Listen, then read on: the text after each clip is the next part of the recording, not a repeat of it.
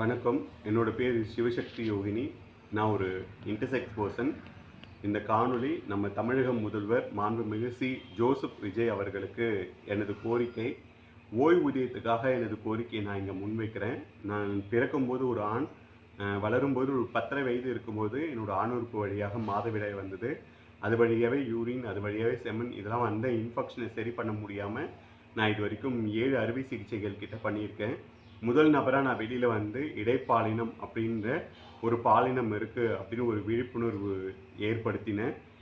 அதுக்கப்புறம் எங்களுக்கான ஒரு அடையாளம் அங்கீகாரம் வேணும் அப்படின்றதுக்காக அலுவலகம், தமிழ்நாடு அரவாணிகள் அசோசியேஷன், பிரபாமா, சுபிக்ஷா, ரீமா அவங்க மூலமாக வந்து எங்களுக்கான ஒரு அடையாளம் வேணும் அப்படின்ற ஒரு கோரிக்கை முன்வைச்சேன்.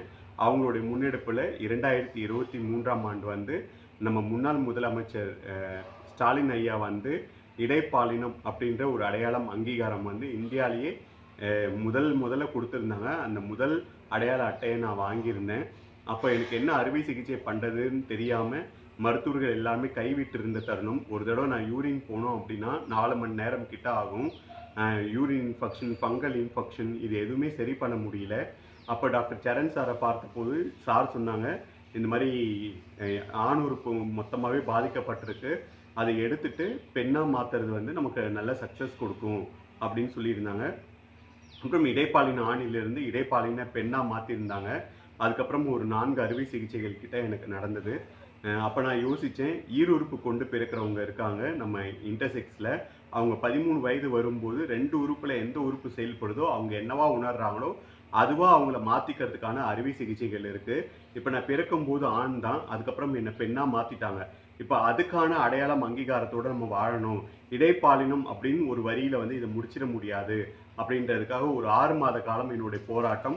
அரசு இதழில் இடைப்பாலின ஆணிலிருந்து இடைப்பாலின பெண்ணுன்னு இந்தியாவிலே முதல் நபராக நான் வாங்கியிருந்தேன்.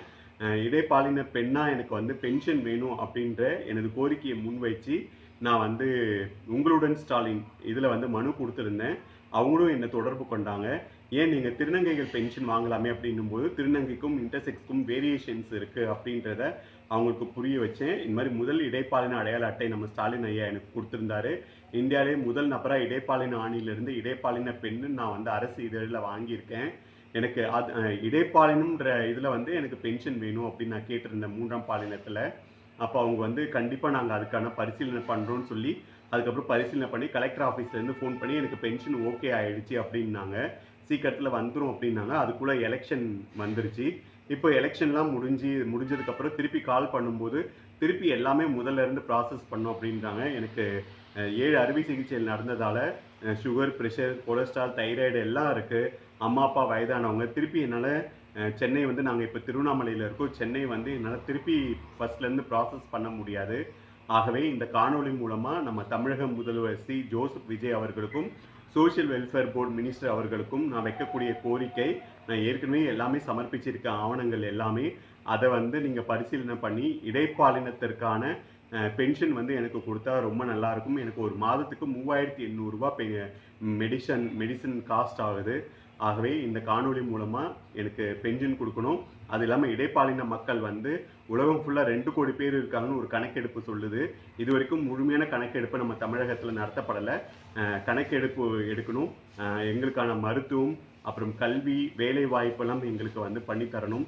அதுக்கு ரொம்ப முன்னாடி எனக்கு வந்து பென்ஷன் கொடுத்தா ரொம்ப நல்லாயிருக்கும். இது எங்களை போன்ற மக்களுக்கு, அடுத்து வரக்கூடிய மக்களுக்கு ஒரு நல்ல ஒரு நம்பிக்கையை கொடுக்கும் அப்படின்ற எனது கோரிக்கையை நான் முன்வைக்கிறேன்.